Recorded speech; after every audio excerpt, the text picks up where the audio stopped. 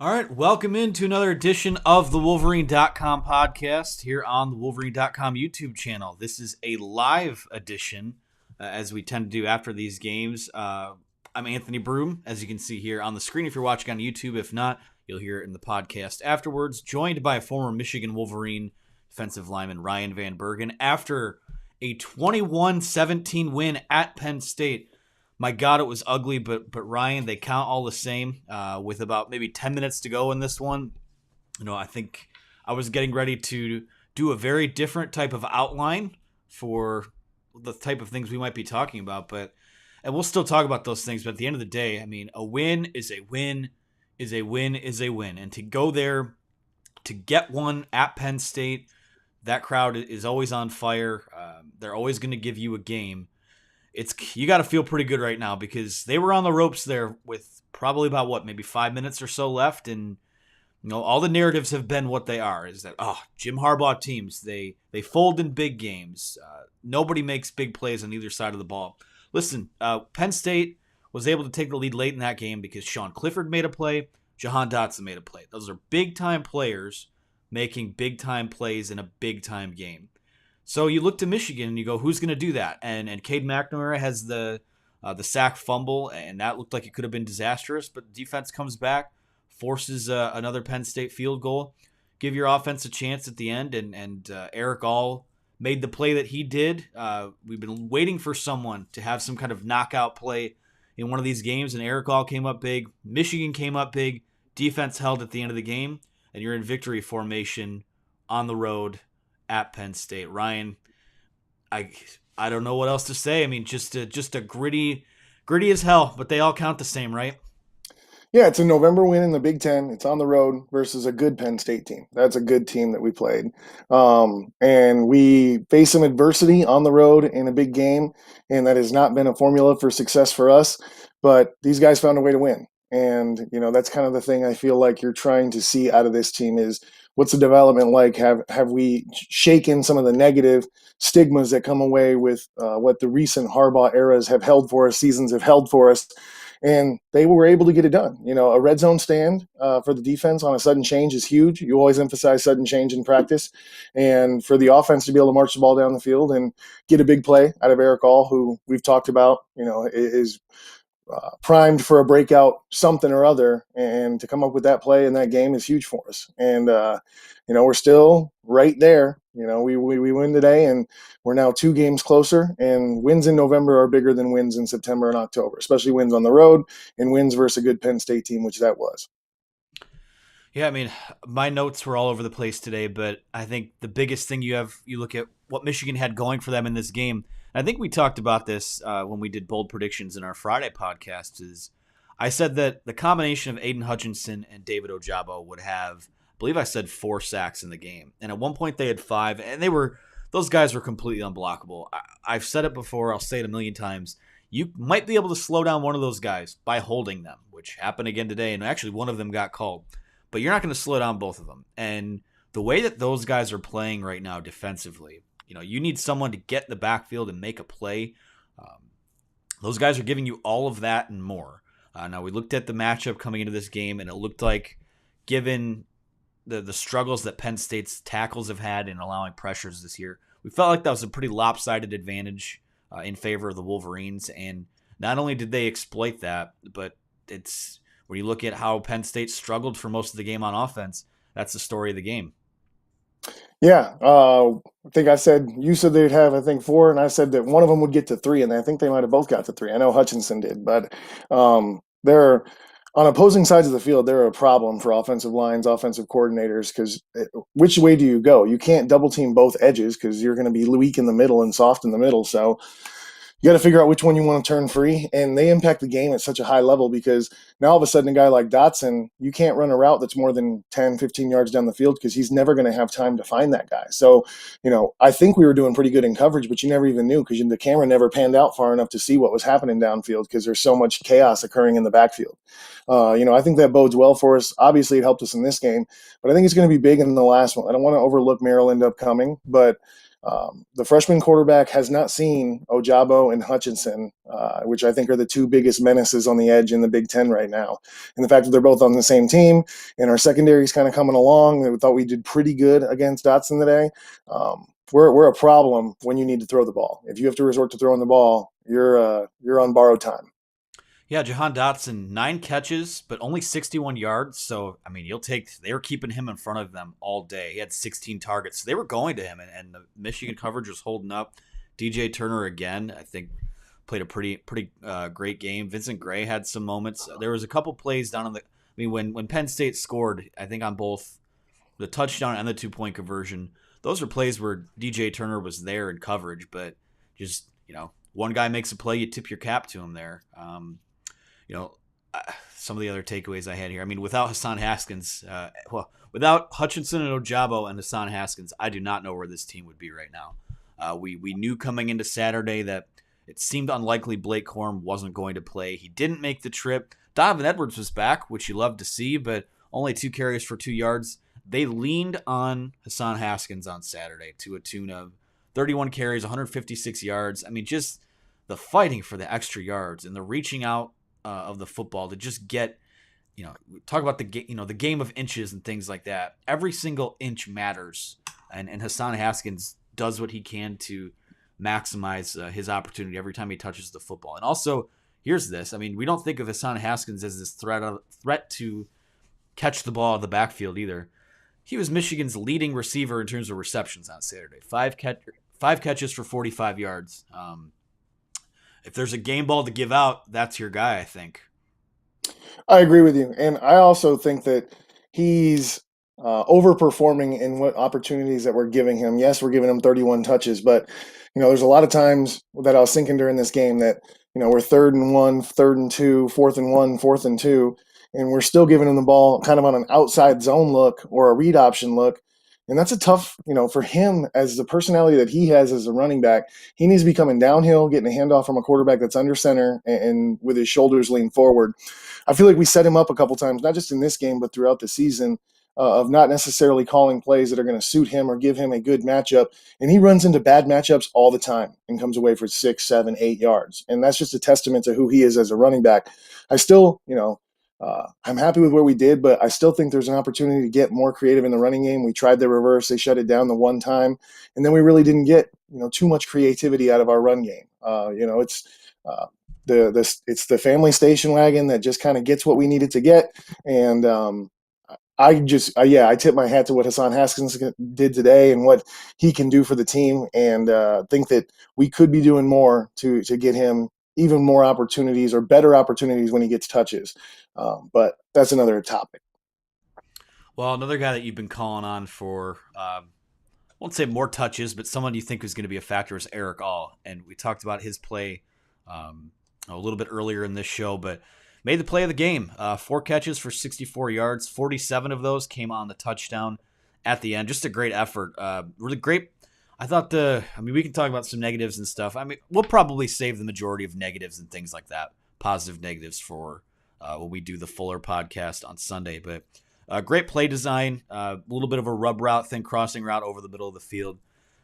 Penn State's defense goes one way. Eric All goes the other, and has I knew he was athletic, but I guess I didn't realize he had the burners to kind of dust everyone in the open field up the sideline like that. That was an insane effort to give Michigan that 3rd touchdown on Saturday afternoon and ultimately be the score that decided the football game.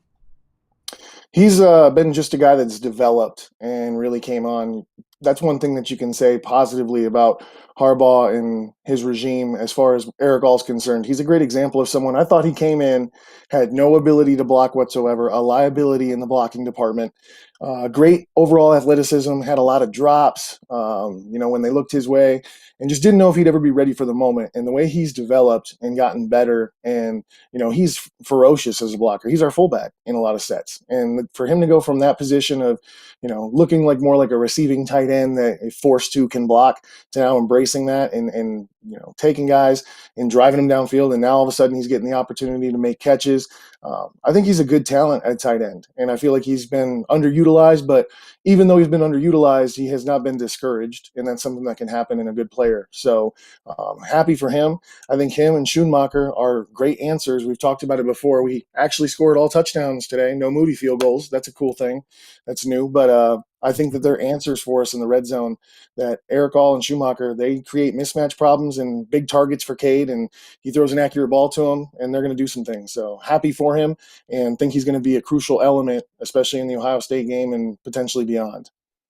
Yeah, Michigan went down and scored, didn't settle for field goals. We've been asking for that for weeks, and like I said, I mean, you want to see them be, and we'll go more in depth on this in our Sunday show, but I think you want to see them be a little more, obviously, way more creative offensively and from a play calling perspective. But the fact that Jake Moody, all he had to do was go out there and kick a couple gimme extra points, good for them. And this was a game. It was pretty apparent early on that this might be one where like the offense was going to have to take whatever the Penn State defense is going to give them. I think that unit really, in a lot of ways, was as advertised, maybe even a little bit better than I thought they would be on Saturday. So you take what the defense gives you. I mean, 21 points got you in Saturday, but it's nothing to write home about. This is going to be a game where Michigan's defense was going to have to hold up, and those guys are going to have to step up and make plays. And we talked about Hutchinson, Ojabo. Like, what more is there really to say about those two guys that hasn't been said? I mean, they are, easily the best pass rush duo in the country, and you can make the argument you might have the two best pass rushers, period, as individuals on your roster, which is insane to think about. But Junior Colson, Josh Ross, both had nice days. 12 more tackles for Colson, 11 for Josh Ross. We talked about before on how Penn State struggled to run the ball. They've been running it at, I believe, 3.2 yards per pop today, or on the year. Saturday, 42 runs, 109 yards, 2.6 yards per carry. Just overall, just a really stout at all three levels. I mean, Penn State is far from an elite offense, but they went out there and they kept the ball. Things were, the tempo and substitutions, it got a little shaky there for a little bit early on in the game, but those guys settled in Penn State scored 11 points in the fourth quarter, and that was their big offensive explosion for the game. So I really just, you take your hat off and tip it to Mike McDonald and what his unit brought to the table on Saturday. Yeah, and I think that it's kind of one of those things that you've got to understand what the approach is for us defensively, and I think he's stuck into that as kind of their one of their pillars of their defense is that we're going to let you move the ball a little bit. Obviously it's not ideal that you're moving the ball and getting first downs, but you don't get points for first down. So I think you see a little bit of a conservative approach, but man, I really thought that he called a good game. When he brought pressure, we got home and they didn't allow for routes to develop. He, I think, rolled the dice more in this game than we've seen him previously. And maybe it was required, in order because of how, like you said, the defense was required to step up this game. So it may have been out of necessity, but we brought a lot of pressures today. And I mean, Clifford was just barely able to amble around on the sidelines. We had him on his back all day. So I really think McDonald did an excellent job scheming this team up. And yeah, there were probably some areas where we could have done better, maybe been matched up better. They definitely moved Dotson a couple times and intentionally motioned him and seen if we'd switch with him. And they're doing some creative things on their side as well. But McDonald and our defense, to be in our first year and to be able to handle the tempo that they threw at us, the substitutions. Penn State does so many crazy formations, 4 receivers out this way, 4 receivers to the boundary. They do all sorts of things to try and get you out of position. And for the most part, I thought we did a very good job. If they wanted to move any faster, it would have messed them up. And it was starting to mess them up a little bit. So they had to back off of it. So can't say enough good things about McDonald and the direction this defense is going, considering that it's his first year. When he gets to build it himself, might be scary. Yeah, I want to move to the part of the broadcast now where we go to some questions, comments from people. So feel free to send those in. I want to start with this one from Brian Krebs, who says, in August, if you would have told me we were going to beat Washington, Wisconsin, and Penn State, I would have been ecstatic. Yeah, I mean, today makes Michigan 9-1. I think myself personally, I think I came into the year looking at them as an 8-4 team. Obviously, what happened a couple weeks ago at Michigan State sucks, but we've moved past that now. You're on to the next. Whatever happens next is what's most important.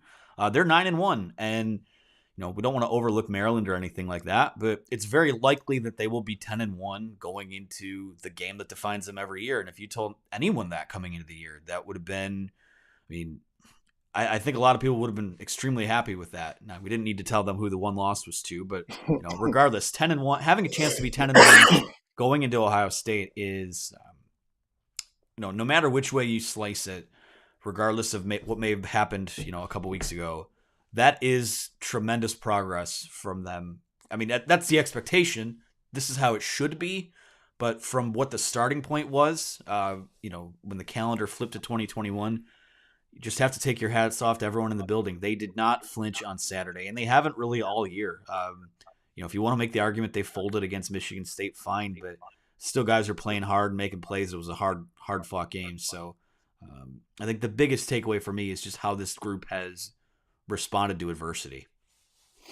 It's a different team. There's a difference between starting the season 4-0, 5-0, and winning 10 games in that same season. I feel like we've seen a lot of the trend of we win early in September, October, and then go 500 on the back end. And yes, we've dropped one, but that's just one, and it was against a good team, and I hate who they were, but we were in control of the game for the most part, and lost it and gave it up. So we're in a great position. I mean, this is potentially boiling down to almost what it would have been the 2005 Ohio State-Michigan game, the 1-2 game. We're not going to be at that level of intensity, but we're going to be right there with the college football playoff and everything else that's now present that wasn't around during that time. So everything's on the table for you, and you have 2 weeks left. For that to be the case that we're in, I think exceeds everybody's expectations, including my own. I think I was thinking we'd go 9-3, 8-4. So there's still 2 games left. We still need to get a little bit better. Some things I'm sure we'll hit tomorrow to improve on, but we should be able to compete with Ohio State at the end of the year. And that's something that I don't think anybody thought August when we were talking about this team. Yeah. I want to bring this one up too. This one is from Sharon Haskins. She says, number 25 Haskins is my grandson, and he's tough like his granny. So, Sharon, we're so happy to have you here. What an exciting day that must be for you. An exciting year to see him play as well as he has. So awesome that you're here watching with us. But shout out to you. Thanks for hopping on. I have to say, my grandma was one of my biggest supporters in football. We couldn't put her next to the camcorder in high school because she would say expletives, so we had to move her away from the camera. But grandmas and being in your corner, I know that Hassan is very thankful to have you there because my grandma and grandpa support me some of my fondest memories. So I'm glad you're following along. All right, let's see what else we have here. This one's from David, who says, what a soothing salve for the wound that was MSU. Great game, go blue. L.A. Caldwell says, guys, the defense has done a better job with substitution, but this should have been fixed before the Sparty game. Don't you agree? Why did it take so long to fix? I mean, the fact of the matter is that it did happen during the Michigan State game, and they took steps to fix it. Mike Barrett has played a lot more the last couple weeks as a kind of one of those hybrid type of defenders. So a guy who can play in the nickel, play a little bit in the box, and do some different things. So, yeah, I mean, it's still a concern. But I think the reason they have to substitute so much is that when you look at what Mike McDonald wants to do defensively, I just don't think there is as what's the word I'm looking for? As versatile in the skill sets of their players to where they can just leave guys out there. So I think that's part of it too. But I mean, yeah, they got beat up by it a few times on Saturday, but I do think in terms of that being a major issue that they're past that. This was, I think, for what my money's worth, I think this is their best defensive performance of the year. I would agree. I would definitely agree with that. And I also think yes to the question that we should have been prepared for some tempo and what we would do in that situation and what our substitution plan would be. And the other thing that I would say is we probably could have expected it to be figured out faster. It shouldn't have continued to hurt us. I was worried in this game, initially we got going and had some false start penalties that, we've had that where we go away, and I've seen other teams do that where they go away and struggle with the cadence. And it's one of those things, you call a timeout, but yeah, you burn one, maybe you need it later, but you burn a timeout, explain what's going on to your guys, and get a game plan together of how you're going to continue so it doesn't burn you or continue to burn you. So we have made an adjustment. I don't think it's something that anyone's going to catch us with our pants around our ankles again. But that was a good, also, good coaching by Michigan State. They had a bye week. They saw some things and they took advantage. Yeah, and like I said before, I mean, it just might, if you get beat, it just might be because they have a better matchup. That sometimes it's just as simple as that. So, from Lazy Dog, he says, "I'm glad the boys pulled it out, but I'm still kind of concerned about the fourth down defense when it counts." Do you have any thoughts on that one, Ryan? No, I can understand. There's definitely been some concerns, and they've kind of been lingering, not just this year, but other years, that when it's third and short, fourth and short, it's tough to get a stop. But you also kind of got to grade that on a scale comparatively to everybody else. I mean, it's a tough stop and a tough ask for your defense to stand up on fourth and one, fourth and short, and you absolutely would love to have the expectation of our defense is solid. They'll never give it up. But statistically talking, they're probably going to convert, 4 out of every 5 if you're just to do a law of averages. So, I would love for us to be able to stand up and make some of those plays. But again, that goes back to the substitution thing. A lot of teams have gotten smart, and now you know you're getting a third and one, fourth and one. You'd love as a defense to run your 300 pounders out there and plug up the A gaps, but you don't have time to run them up there because they're just going under center, quick snap and gone. So, yes, I'd love to see it, but I don't think it's a sign that our defense is failing in any area or arena. But definitely something that you'd like to see us come up with a couple more of those stops because we haven't had many. Yeah, I'm here with you there. This one's from Alan, and this is actually one I wanted to bring up too. He says it appears K doesn't have the authority to change plays once it's called from the sideline. Any truth to that? For example, the failed 4th and 2 play. I'm glad that this question came up because Jake Butt actually had some good analysis on this. He jumped into my mentions on Twitter and said, what happens a lot of times when you're in a situation like that, and Ryan, you can correct or back up or however you want to approach it here. You go to the line in a short yardage situation on fourth down with a couple plays in mind of what you could do. And he said it looks like they, in terms of the look you get, they seemed like they didn't get what they wanted there, but thought they could still run something anyways. I don't know. What did you see on that play? No, they were overloaded. So if you look at that pre-snap read, and if there's a run right called, you've got to check out because they had, I think, 7 or 8 hats to the right of the center, and we only had 7 on our side, even though it was the strength of our formation. We were running into a place where they were +1 in the box. So even though that's kind of what I was alluding to earlier, that we just got to set ourselves up for some success on these short yardage situations because you can run into that as many times as you want and you're not getting any yardage. They were actually maybe even misaligned to that side as a defense. And that's one of those things that you'd like for McNamara to come up, go under center, and all of a sudden do his count, realize, and I don't care if he throws his finger up like behind him and points his backs, go the other way. They can block right, but just go left. You got the hats on that side. That would be huge. But I don't think that we have the ability to check there. I don't know that we're at that level with McNamara of comfort of if you see something, change it. And that's the other thing that I think is a knock on Harbaugh, that it's a fair knock, is that we will run into the brick wall because if we feel eventually we will go through the brick wall, but there are routes and alternatives to get over around to the side of the brick wall. And it's just not in his personality. We're going to be hard nosed. We're going to let you know where we're going with it and see what happens. But it's not always the best approach. Our Sometimes you guys need on to, yours, and that might work against the Indianas and the yeah. Rutgers of the world, but Penn State's good. Their defense was great. They yeah, and really that were. kind of goes into the next question that we're going to take. We're going to take a couple more here, and then we'll get out of here. This is from Richie, who says, "Why do we seem to let these teams hang around in these games so often?" This to me, like the Michigan State game was an example of the inability to truly put someone away. I just felt like this was a 60-minute, as Jim Harbaugh likes to call it, football fight. Penn State's a good football team, and you would have liked to like. Yes. Is it ideal to not be stressed out with 7 minutes to go in the fourth quarter? Absolutely it is. But at the end of the day, it's a 60-minute game, and there are guys on both sides that in a game like this step up and make plays. So I don't think this one was really a case study in letting a team hang around. I just felt like it was a 60-minute dogfight. I would agree with you. And It's one of those things too when your defense is playing so well. It's hard to justify taking more risk than you need to. Mm. There's so many times where I'm just sitting on the edge of my seat on a 1st and 10 or 2nd and 10 because you look at Cornelius Johnson or Andrell Anthony, and they have one corner that is 2 yards off of them and not a safety within 35 yards anywhere else. And you're just thinking, let's play some backyard football. Let this kid, dice this corner up and throw him the ball, and we run it with Haskins up the middle for a gain of 3. And there's some frustration there, but at the same time, you've got to understand that our defense plays so well and has been playing so well even in this game that, Penn State, the likelihood of them going 70 yards for a touchdown, not that great. But if you end up giving them an interception, giving them a momentum play by your play call or what you try and do, then all of a sudden, you're responsible for their new momentum that they got. So I can understand the frustration. I feel similar frustration, but at the same time, strategically, I don't know if it's wrong, and it's hard to say it's wrong when you come away with a win. Yeah. We'll take a couple quick hitters here. This one's from Kate A. Mura, who asks, is Corum out for the season? ESPN mentioned that Michigan said that he's going to miss today's game and next week's game at least, and we'll see from there. I don't think it's a season-ending injury.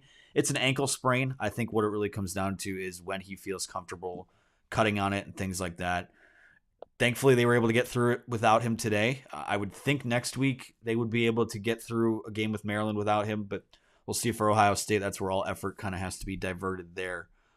This will be the last one we take, and we can't talk too much about it because we've got a week of shows to do next week. But Riley asked, do you think we dominate at Maryland? It's a trap game, so I'm kind of scared. But is Maryland, so... But anyways, go blue.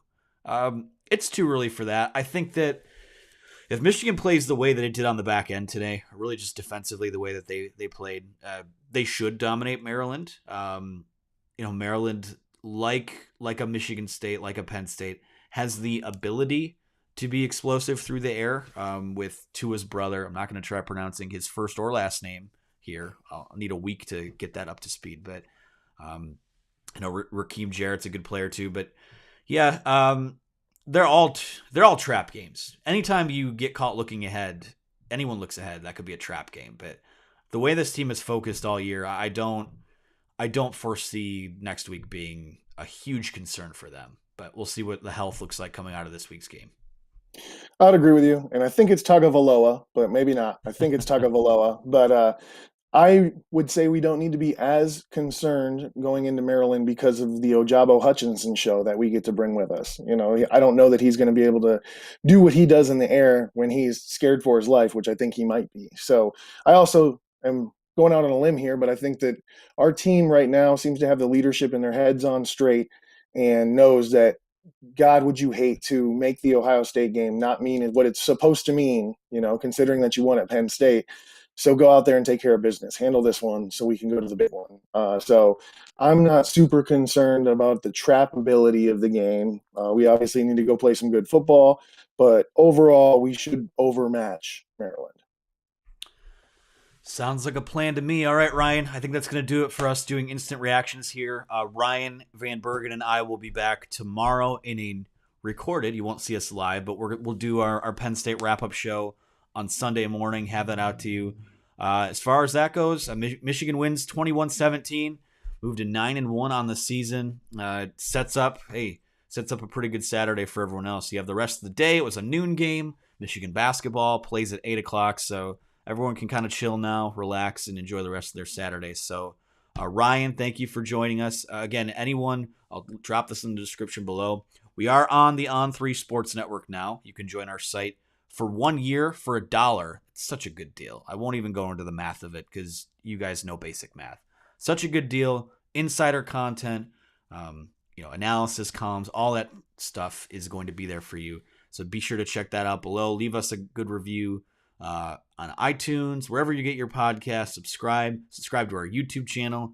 That's it for the pitches here. You know where to find us. We've been around. So for Ryan Van Bergen, I'm Anthony Broome. We'll talk to you again soon.